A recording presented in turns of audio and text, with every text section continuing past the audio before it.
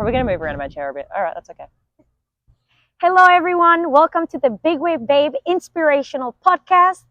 Every 2 weeks, we're going to bring a new guest, and today's guest is Felicity Palmateer, big wave surfer. Thanks for having me. I'm excited to have a chat. Tell us a little bit about yourself to our beautiful audience here.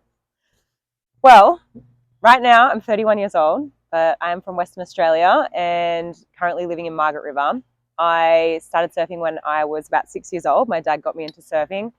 He's like the eternal grommer. He's like more stoked to go surfing than me these days.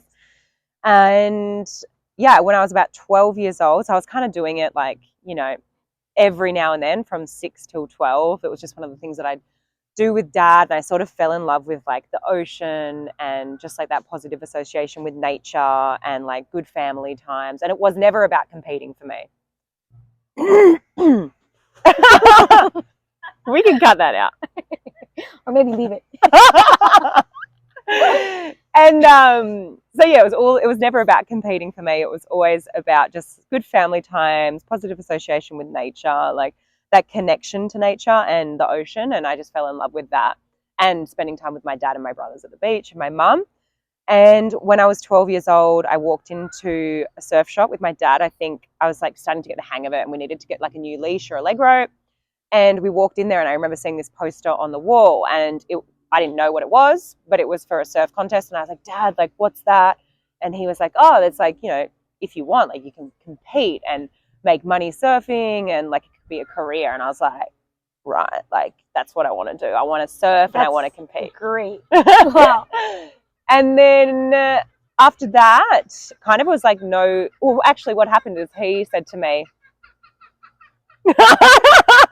hello, mate. He said to me, my dad said to me, he didn't want me to compete because he thought if I lost that he would lose his little surfing buddy. And he didn't want that. He just wanted this good little, you know, family bond and good times in the ocean. So he was like, no, he calls me Floss. He was like, no, Floss, like you're not competing.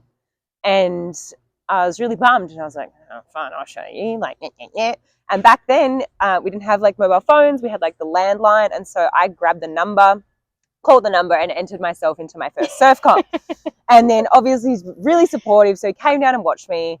And I remember it was like under 12s and he pushed, like dads were allowed to come out and they could push their kids or girls or sons into the waves, pushed me in and I ended up winning. And then after that, it kind of like ignited something in him. And he was like, right, you're going to do this. It's either 100% or we're not doing it at all. And from then on, it was like contests every single weekend and like, went to like state titles, won state titles, pro junior titles, eventually went on to the qualifying series, qualified for the World Tour, did a year on the World Tour, shortboarding. So just kind of this big whirlwind, you know, like of competitive surfing up until I'm still competing now, but different. But yeah, just like no looking back. And dad was my coach up until I was probably 18. And then we were just butting heads way too much. And like a girl going through puberty and a dad telling her what to do and not knowing the role between dad and coach and when to turn one off and when to switch one on. So we parted our sort of separate ways around like 18 and like obviously he's still a great supporter of mine, but just that close is really hard. Just being a dad. Yeah. So when did you find big wave surfing? Well, I grew up in Western Australia and Western Australia is really known for its like bigger, more powerful surf. Like when I think of West Oz, I really think of it as very similar to Hawaii. Like it's so many different surf breaks. You've got big gnarly reef breaks that break on shallow reef. You've got slabs, you've got outer reefs. Like, so innately or like naturally just growing up, like I'm a firm believer, like you're a product of your environment. And I was sort of around this from such a young age, even when I was like 10 years old and I was just getting into surfing or 12 years old, my dad would be taking me out at this place down south called Margaret River Main Break. It picks up a lot of swell and he would be like, right, it's 10 foot, you're 10 years old, we're going. And I kind of didn't know anything else. Like it was just always in me. I actually, at that point, I kind of didn't want it. I was a bit resistant. And I was like, God, like 10 years old, like going out here, it's all like a bit daunting. Like it's Margaret River where I'm from is, well, first of all, it is a dairy town, like a farming country town. It's very small. Basically, you're not seeing any women in the lineup. It's just like hardened Aussie tradesmen with big, thick beards in the lineup. And here I am 10 years old and it's 10 foot in there looking at my dad like, whoa, bro, like, you okay taking your daughter out here? But dad was, dad was always confident, I think, in my abilities. Good. And he also was like, could see, I think, from a young age that I was kind of one of those bull at a gate, you know, you give me something, I'm going to like go, boom, like, let's go. Anyway, so I feel like it's always sort of been in me, but never to the extent of what I'm doing now. So like, I never would have thought when I was 12 years old would I be surfing the sized waves that I am today. Like, never. I always liked big waves and I always pushed it. But it wasn't until I was like 25, and I spoke before about competing and just a lot and really intensely over a pretty condensed period of time. And when you're young, like lots of athletes talk about this, but it's a lot when you're learning to grow up and to be an adult and then performing at a world stage and a world level or whatever, competing at that level. Like you're missing out on so much stuff as you grow up as well.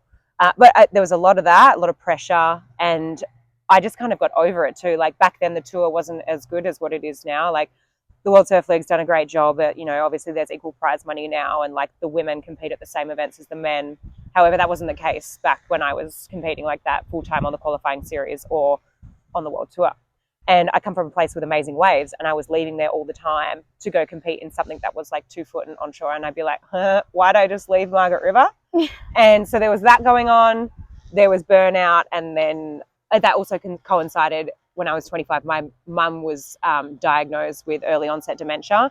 So I was like, basically, I was like, you know what? This is all a lot, especially in your 20s when your mum is diagnosed with a disease that a lot of people are considered as like an old person's disease. And I felt super isolating, you know, there wasn't hardly anyone in the world that knew I was going through this. And so I took a year off for like mental health reasons when I was 25.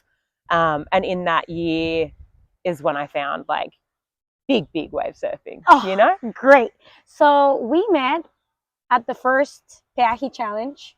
We both got invited, I guess, as an alternate, right? And we made it to the main list. Yeah. And I remember the first time I saw Felicity, I was like, first I like researched everybody that was going to be there, because I just knew my friends that were going to be there, but not like all the world, other like people from all over the world. And my first thought about Felicity is like, oh, I'm going to beat the model at least, because Felicity used to be a model for Billabong, right? Yeah. And that's the like how they portrayed you mostly. I knew you could surf small waves. Yeah. But like you were the model. Yeah. And that was like a super misconception I have of you. And I wonder, like, do you ever got treated like non-seriously because you were a model? Of course. And like mainly a model, but more a surfer, but they decided to portray you as a model. Oh, well, we're talking about an era of surfing that was where women were extremely sexualized in the sport, like completely. And that's what was valued more so than actual performance. Yeah. And, you know, I look around and I can speak to it, you know, girls are getting contracts for different brands, not just the brand that I was with, but bigger contracts for the way they looked as opposed to a performance. Whereas I feel like now today, you know, you look at the younger women coming up, like shortboarding, you've got Erin Brooks, you've got Sierra Kerr, they are being idolized and put on this like amazing, like when I say put on a pedestal, I mean it in the best possible way for their performance. And I think it's an amazing shift within our sport. Yeah. However, back then there was no doubt about it that I definitely felt like, wow, okay, like results aren't so important. It's just about the way I look and going on these campaigns and shooting campaigns. And although that was an amazing time of my life. Like I got to see the world and travel, and like I am grateful for that. But you know, I definitely had sat down in meetings with people within the brand who definitely didn't believe in me when I said, hey, I want to surf big waves and like I want to go tow this wave back home. Like, and I literally had the words said to me, like, you know, well, we haven't seen you do that, so why would we like literally invest in that? It's like, wow, cool, thanks for the vote of confidence, you know. So I mean, I'm proud of myself for like sort of sticking at this thing that I thought I always had in me. But back to the time when we first met, like I was an alternate just like you, and I probably had a bit of, and I still have it even today, which is a funny thing, but imposter syndrome, where I felt like I didn't really belong, you know, because here I am, this chick who not many people probably knew that I was going to have a crack at a 20-foot wave, and rocking up just like you, kind of blind. Like I knew who Paige Arms was, I knew who Kiala Kennelly was, I knew who Andrea Molla was.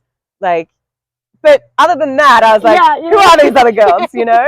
And it's cool to see like the evolution from then to now, and like obviously us being mates now and hanging out, and just the evolution within our sport, and like female big wave surfing, I feel like is so the story right now, you know, because everything's new. It feels like things are being done for the first time. It's very groundbreaking. And it's very cool to see where it's getting to now. But yeah, that first event, like, it was funny. I just remember you being like this tiny little pocket rocket who had so much personality, and it's exactly how you are today. But I like connecting with people like you because it takes away from the, like, and obviously big wave surfing is serious and there's a lot of consequence there, but it takes away sometimes from, like, at the end of the day, all we're going and is doing is going surfing, and like a lot of people take it very seriously, and it is serious. We're just out here to have some fun, you know, and surf some big, beautiful blue waves. And sometimes I think a lot of that seriousness and ego gets caught in the way of just the actual real reason to why, like, we're doing this, you know? Yeah, so I was not in Felicity's heat.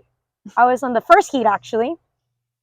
And then Felicity, I think, who was on the second heat, and then she got this massive wave, and I was like, oh, the model, the chick went, and I was like, yeah. And then we became friends, and it was just like, I always thought of that, like, you never know a person or like what they're capable of. And in your case was like people would like see your beauty 1st, which is not bad at all. But it's another struggle, you know. You have to prove yourself. Yeah, it's true. The same way. Yeah. You know, like for me, what they see when they see me is like, oh, she's so small. Yeah. And I have to prove myself. So it's like, it's the same but different, I would Yeah. say. And another question that I have for you is like, when you surf big waves and you say like you overcome a challenge and you're big wave surfing, like you talk about imposter syndrome, I think every single person has that a little bit or has had that. The feeling that you don't belong. Yeah. And then you have to like create this whole story in your brain. Yeah. Like, actually, you're here for a reason. Yeah. Can you tell us more about your preparation when you don't feel like fully like, I don't know if I can do this? Like, how do you get there? How do you remind yourself that you can do it? Look, I think it's so crazy, right? Like, now I can look at my big wave career over the last, let's just say 6 years. And I'm proud of what I've done. Like, there's a lot of boxes that I've ticked, and I look back at photos and I'm like, whoa, like, that's crazy. Like, you really have centered over the last few years. You've surfed waves you never thought you would surf. Like, I've been proud of my performance at waves like Jaws, and like really sending it at outside reefs, and like getting an invite to the Eddy. Like, these are all lifelong achievements and dreams and goals, right? But I still sit here right now. It's the sort of the start of this winter, right? 2023-24 season. And I have that imposter syndrome, no doubt. Like, I feel like, whoa, like, am I ready for this? Like, it's so weird how the brain works, right? And like, your thoughts just get in the way, and you don't back yourself. Like, I still feel like that now. And I feel like it's funny. Like, I was talking to another girl who's like in the big wave scene, and she was like, oh my God, like, do you feel like that? And I was like, yeah. And she's like, far out. Like, I feel like that too. And she's like, do you reckon? Feels like that. Yeah. And I was like, look, I think everybody feels like that. It's just no one's talking about it. Do you know what I mean? And I think everyone feels like this. And she's like, oh, it's so good to hear you say that, because I thought like I was the only one. And like, nah. But I think the whole thing is everyone, whether that be like big waves or anything in life. Like, for me though, to like really bolster that and like be sort of overcome it, a lot of it comes from like confidence, right? Like, how do you get confidence though? It's like, yeah, be confident. Cool, bro. Like, how do I do that? How do I do that? Yeah. For me, it comes from preparation, like preparation. And so for me, it's super important to have like a really good preseason, because a lot of my confidence comes from knowing that my body can handle this. And that is like really reaffirming for me. And also a lot of like positive self-talk, because we're only believing the story we're telling ourselves. So if you're always telling yourself a negative story constantly, your body's going to believe and your mind is going to believe that narrative, right? So that's been super important for me coming into this season. And also just really tuning in. This is more from a physical standpoint, but really, obviously we use our bodies for our job, but like really tuning into what my body's telling me. Last season, although it was amazing for me, I still surfed half the season with a knee injury because I wasn't being completely honest with myself. And I think like this whole season is, it sounds so lame, but it's a marathon, it's not a sprint, you know, like you can get so excited about one swell, but there's going to be many. And like you've really got to just pace yourself, I guess. And like the same can be said about life, you know, because you can get so caught up in thinking that like there's this one moment or this one thing that you need to perform in or do well or whatever it might be, but there's going to be so many more, you know, like it's been almost 10 years. Exactly. And like I thought my life, well, my career was over in my 20s, and then like I literally thought my surfing professional career was going to be done in my 20s, and then I literally had the best day of my career only like 2 weeks ago at the Eddie ceremony. So like life ain't over after you turn 30, people. Like everyone thinks it is. It's true. Okay, so another thing I wanted to ask you is like, when you see yourself from outside, you see like, okay, Felicity's a big wave surfer, you're definitely fearless, right? Or some sort of like, you have some sort of like fear defying in you, right? How do you take that to your struggles in real life, like with loss or like with you? Like I know you pretty well, and I know that you struggle a lot during like 2020, I think it was. Oh yeah. Yeah, you lost a lot of things at the same time. And like, do you think being a big wave surfer helps you, like it can translate to your real life? 100%. 2020 was probably the roughest year of my life. Like there was so much going on. I mean, I already spoke to it, but my mum got diagnosed with early onset dementia when she was 46. And I watched her slowly decline over those 6 years. She passed away at 52. So over those 6 years, I watched her slowly decline to the point where she was immobile, non-verbal, couldn't shower, couldn't feed herself, shaking uncontrollably, would freeze, like in a wheelchair. It's just like the most horrible, traumatic thing I've ever seen in my life, and I would never wish it upon even my worst enemy. So that was going on. I never felt like I could ever speak about that comfortably because I was in my 20s. There's a lot of other stuff going on with that, so what my mum actually has is genetic. So now I know that I have a 50% chance that that could be my reality in 10 years because my mum started showing signs when she was 40. She wasn't diagnosed until 46. I'm sitting here at 31. Cool. Like I might only have like 9 years left of life. So like ever since my 20s, I've been questioning my own mortality and what that looks like for me. And like, how do I really want to live my life? Like it's given like, you know, everything in life, whatever challenge it might be, I feel like there always is some sort of silver lining from it, right? Because there's nothing good about my mum's situation. But like, I feel like in some ways it's sort of teaching me now still, even though she's gone, is like giving me this really healthy dose of like perspective, where I want to spend my time, who I want to spend it with, and like just not to take anything too seriously, like, and just do what you love because you really never know what's around the corner. But like back to the whole 2020. So obviously my mum was diagnosed. Dad, I had been in a 7-year relationship and that came to an end. 7 years is a long time. You think you're going to marry this person and then all of a sudden shit hits the fan. It doesn't go the way you thought it was going to be. Within like the next few weeks, my dad got diagnosed with leukemia and was like, okay, Floss, like I might only have 5 years to live. And I'm like, wow, it's all happening. And then I was still with Billabong at the time, and there were murmurs of COVID around the world. And I was like, I wonder if that's really going to affect us. And then like within a month, world shuts down. I lose my sponsorship because I had this active GOG clause in my contract, which basically said, global pandemic, global crisis, choose to terminate your contract and only give you 30 days notice, like that, all this. And I was like, whoa, life's getting real here. It's getting real. And anyways, so yeah, lost my job, lost my major source of income, lost my identity because that was wrapped up within Billabong for 16 years, lost my partner of 7 years. My dad just got diagnosed with cancer and my mum ended up passing away a couple of years after that. So to say it was rough would be an understatement. But I feel like, look, I don't think things can really prepare you for like that number of consecutive things, you know, and my dad's still alive and right now he's okay. And like, we still got this relationship, but things are still like very up and down there. So still dealing with that. And then obviously the process of like my mum passing away. But in terms of big wave surfing, like helping with that, like one thing about it is like, I guess, and it sounds cliche, but it is a challenge. You are constantly pushing yourself to this level of far out, like, can my body handle this? Can my brain handle this? Can my mindset handle this? And like, you're always doing it, right?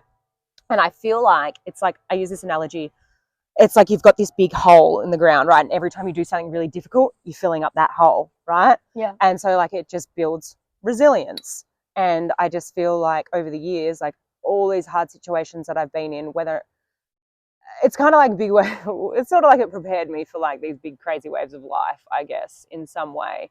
Like, yeah, I don't even know. I also feel like sometimes life happens.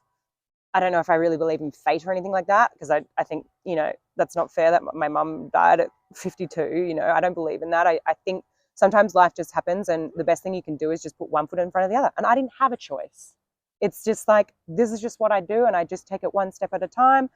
And then I don't know, in terms of like it being super hard, yeah, but it's actually been the biggest blessing, because like without making mistakes and without those big life moments, like I wouldn't be half the person I am right now sitting here. And I probably, even those moments push me to, so it probably feeds each other, you know, I like the think big wave so. surfing feeds those experiences, and then those experiences feed the big wave surfing. I think like now that I know like most of your story, you seem like to take big wave surf, like your life deals, they're so hard that big wave surfing doesn't look that hard. And when Felicity turns, Felicity can be the most scared. We were on the plane and she's like, oh, mate, I don't know if I have this in me. I haven't surfed just in like 5 years. Like, I don't know, yeah, I we don't were know, I flying don't know. together. And then we were in the session and she didn't get a wave like until that moment. She was like, I don't know, mate, I don't know. Next one, I'm just going to turn and go. And then there was like a 40-foot wave. And then Felicity just turns and goes. And I was like, she has never backed up on any wave that she decides to go. She doesn't like go for a lot of waves, but when she turns, she goes. Yeah. And that's something I really like about you. Yeah, I think the commitment's there. Like, because I've already got this thing in my head, like, hesitation gets you killed, mate. No hesitating. No hesitating. Good. We all should learn from that. And now another question that I think it's like important for the people to know is like, I haven't experienced that yet, but I have friends that have. You know, the North Shore is very like, there's a lot of ego in the North Shore. Like, it's just like the place that you need to prove yourself pretty much in the world. How does it feel to come back for your first season without Billabong on your board? Okay, so let's rewind even when I was sponsored still, right? Yeah. And there'd be this big thing happen, like a big shift. If someone lost a sponsorship, and I remember feeling this as a sponsored athlete, being like, ooh, like, why'd they lose that sponsorship? Yeah. There's a whole thing associated with that. And I don't care what people say, like, oh, no, there's not. It's fine. Like, I'm fine too. Like, you're not. And like, other people do talk about it, because I was one of those people, right? And so when you have been going to the North Shore or coming to Hawaii for probably 10 years with the brand by that point, everything paid for, houses, resources, people supporting you, you've lost that completely. And I did come for a long time, and I had built relationships with other people who live here and locals and things like that. But it had been 2 years had passed since COVID. And during that time too, like I spoke about it before, that was a really difficult time in my life. But I also thought that I would never go back to big wave surfing. I thought maybe I'm quite happy to be at home and just like cruise on here, pump out a few babies. Like, I don't know, like that was me. I was like, yep, signed, sealed, delivered. So when I made that choice to come back, that was a big mental hurdle, because I was like, rightio, it's been 2 years. I feel like I'm isolated. I know no one. I'm going to have to rebuild all these connections. I'm going to have to rebuild all these relationships. And I am doing it completely solo with no financial backing, and coming in just hoping and wanting and praying that I would have this moment that I've always dreamed of, like big wave surfing, you know, like I'm finally here. I'm the person that believes in me, because I felt like with my previous sponsor, like, yeah, okay, in the end, like, yeah, they were still sponsoring me, but I don't feel like it was really for that performance big wave side, you know. Like you said before, it was mainly because of like that sort of model-y, lifestyle-y surf aspect, which I was also happy with as well. But so I was like, wow, I'm really backing myself here. So it, you know what, it feels way more rewarding. Like last winter was the best winter I've ever had. Like I went to Jaws, I went to Todos, I surfed Waimea outside reefs on the day of the Eddy swell, and like I well and truly exceeded my expectations. I feel like I've put my roots down. I have like my friends here, my just people who I'm training with. I feel grounded, and it's so much more rewarding knowing that I did it all myself, you know, and it's actually even more rewarding. I feel like the hunger inside me is something that I have never, ever felt. It's like unmatched. Good. That's amazing. Yeah. So they pretty much let you go in the time. And it's good when those things happen, you know, because then you have to, like, you're forced to believe in yourself. Yes. Like, my story is completely different. And finally now I have a sponsor, but like I was always have to be the one that believed in me because nobody else did. Yes. So it's even though it's the opposite, it's probably terrifying for you that everybody, like, or you have like a big brand behind you and this and this and this, and then suddenly you don't. And then you're like me at the beginning, you know? So it's like, what do I do? Like, how do I overcome this? Do I still have it in me, or it was all the brand? And like, you probably start thinking like, yes, right. Is it Felicity or was it Billabong? The other thing is I literally thought and had this conception in my head, or thought that, and this is, the surf industry is obsessed with the cult of youth, right? There's no doubt about it. Yeah. So I thought my career was over in my 20s, and then literally sitting here only a couple of weeks ago, like I said before, like at the Eddie ceremony as an invitee, I was just like, this is so affirming in my brain that I am on the right track. And like, you know, I got so emotional when I first received that, because I was like, this is everything I've ever wanted and everything I've ever worked towards. And like, all of a sudden it's all falling in line, and I did this, like, and I don't care. And like right now I could see, if someone came to me and put like some dollars in front of me, it would have to be some very good dollars. And it would also have to really align with my values and principles now, because I feel like I'm so much more aware of who I am as a person and what I want out of life. And I'm just not going to settle for probably anything less. Oh, that's amazing. Thank you for sharing. I have two more questions for you. Yep. One would be, if you can go back in time and tell something to Felicity, like, I don't know, 10 years ago, what would it be? Whew. Okay. I just feel like probably a couple of things.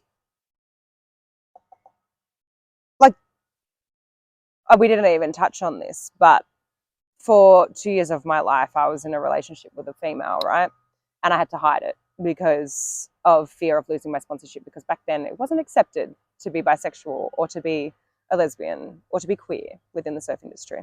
So I hid that whole relationship for 2 years. And although it was like young love and whatever, maybe it was never going to necessarily work out, like, that's so soul destroying. And when you have to suppress like your relationship and how you feel sexually and all that. So I just think I would say, you know, just to own my actual story and own who I am. And like, your authenticity is a fucking gift.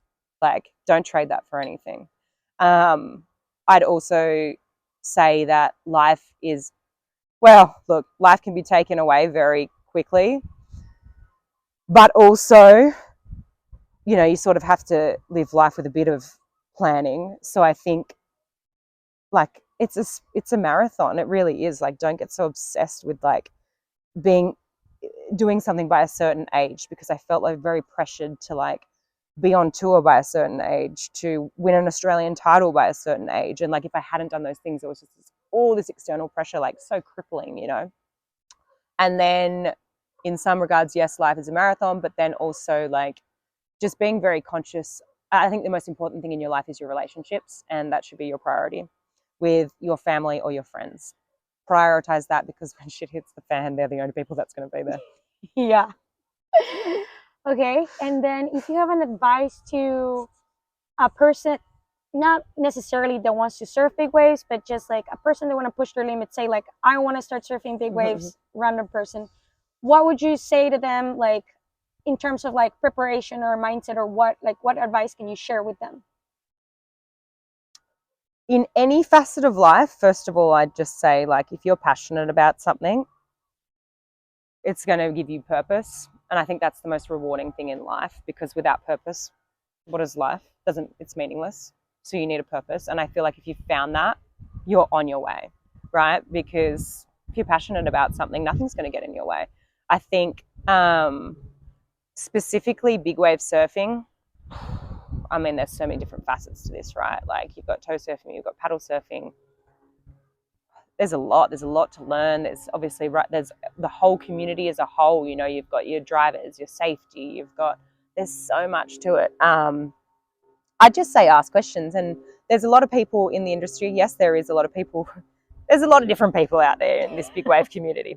There's people right at the top, and there's people who are, getting around the world on the smell of a dirty rag. There's people who are right at the top with sponsorships and like a lot of ego that comes with that and all this. But in there's some, generally everyone's a really good person, and like you find the right people, you ask them questions, generally people are going to want to give you that information, and they're going to want to I'm at that stage in my life where, people ask me a question, of course I'm going to answer and be helpful. So I think asking questions is super important because there's so much.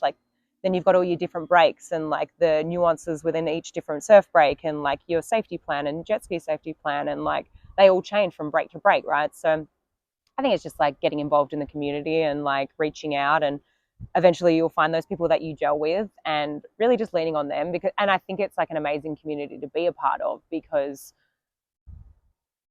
at the end of the day, there is a lot of consequence involved, and everyone just wants to come home to their families and to their loved ones, right? So it removes a lot of that stigma and that sort of selfishness that you get in shortboarding, because there isn't such high consequence. So there's so many amazing people in the community that I think just get involved in that and really build on those relationships, because that's how you're going to learn. Do you rely a lot on your training? Yeah. Oh, look. Okay, that's 100%. You want it. I think these just have to be mandatory. Going into a big wave season, you need to be fit. You need to be strong. You need to be mentally fit. They're just a given, and I don't think you can be rocking up and expecting to perform without that. And I think you'd be kidding yourself. I know there's people that do it, and guys that don't wear inflation and whatever. But I just think training is just mandatory. Obviously I do a lot of strength and conditioning. I do breath enhancement training. I run a lot. I love it because all you need is a pair of shoes. You can be anywhere in the world and just go for a run. And more recently, and I think it's now that I've got OA, which is old age, I have got to pay a lot more attention to my mobility and flexibility. And that's when and to stretch, people stretch. That's what I'm going to say, because otherwise things start going ping, ping, ping, and then you get injured. So stretching, training. But I think the most important thing is relationships, and it's like life, but they're the things, that's how you're going to learn. You find good people, take you under your wing, teach you about the breaks, teach you about driving a jet ski, all these different things. Even if you just want to surf bigger waves, finding those people, because through life, right, you think about any experience, whether it be, I don't know, it doesn't have to be surfing waves, but the best thing about it is that you're sharing that experience with someone else, right? Yeah. So it's find those people that you want to share those experiences with, that make you feel good about it, because that's what's going to get you more confident in surfing big waves. I have certain people, when they paddle out in the surf, I'm yes, I'm stoked this person paddling out, because they take away this crazy seriousness. I know I can have a laugh, and I know that if we're copping a 20-footer on the head, I'm just going to be looking at you this is fun. It just takes that seriousness away. Yeah. Well, thank you so much for this interview. Thanks. We're so happy that you're our first guest. You're very inspirational, and I hope everybody or anybody can learn anything from you. It's be amazing. Oh, thanks for having me.